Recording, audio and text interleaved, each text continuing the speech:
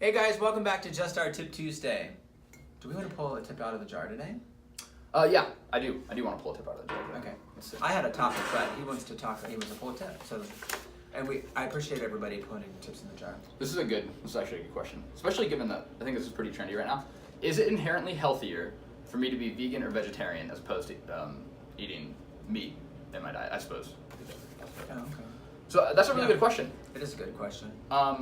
I'm actually just gonna go back to it with an example. We have a couple of vegetarians. We do. Yeah, there is. Or not vegan? Are they? Yeah, Krista. Oh, Krista's vegan. Vegan. Okay. Yeah. So here's the thing. You might hear some people say you should never eat processed food. Well, if you're a vegan vegetarian, you're almost 100% going to have some sort of processed food. You're probably going to eat tofu. That's processed. You might hear other people say, oh, you should be keto. And if you're keto, you're going to eat a lot of animal product. And you might hear other people say, oh, I am plant-based, but include things like eggs very little bit of meat every couple days, pescatarian, things like that. Correct. That's true. The thing is, all of these people will look back anecdotally and say, this got me extremely healthy. And then they'll tell their friends who are like, oh, it worked for so-and-so. Yeah. I should also be keto, vegan, vegetarian, pescatarian, whatever. Or like, oh, I should just do macros because they work for me as well. Here's the thing. All diets work under the same idea. Correct. All they do is constrict your calorie consumption in some way, shape, or form.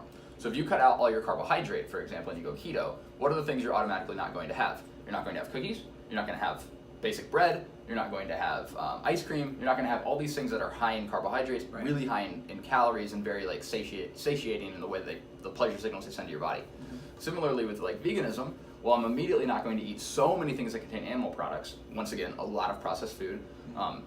Obviously meat as well, eggs, dairy, all sorts of things.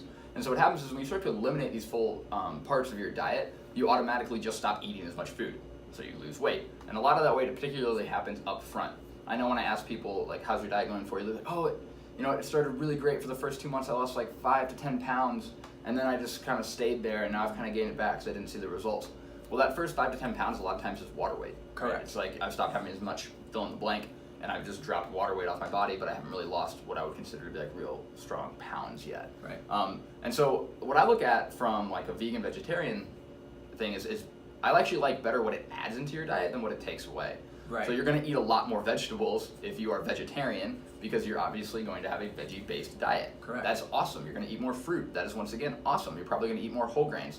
Oftentimes a very good solution for you. So in my perspective, for me personally, I actually don't like eliminating any sort of food group because I think that leads to restrictive eating, and it leads to, at least for me personally, it leads to some binge purge cycling, which isn't good for hormones and really good for your mental health as well either. So for me, there isn't one diet that is the healthiest. It's really about being observant about what you're eating real food, and making sure you're not doing it too much. So that's why I do macros as well. And there is some research behind carb cycling to that as well, so that that doesn't necessarily hamper your hormones, but there is some good research behind carb cycling, which is not what he's talking about. He's talking about something completely different. But the other thing, though, is I cannot imagine not having meat in my diet. I personally feel pretty low on energy, and I imagine you do as well. Do. I love meat, so I like to have that meat in the diet. But here's the thing: if you are a vegan, you're gonna. But there's lots of meatless protein out there. Yeah, the Beyond Burger. Yes. That's a really popular one now. Yeah. Seitan is really popular. Yeah, there's a lot of different ones out there, and then there's pea-based protein as well that you can go for, and plant-based protein. So there's all sorts of things that you can do for supplements, but.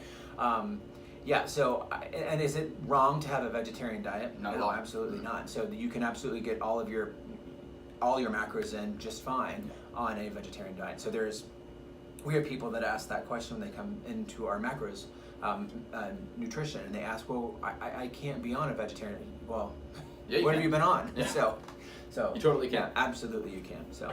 Okay, guys. Well, that's a really good question and a good answer there, Coach Joe. Thanks. High five. So he filled everything in. But yeah. So we appreciate. There's a couple more tips in here that we could fill one out and drop it in the jar for us. We appreciate it.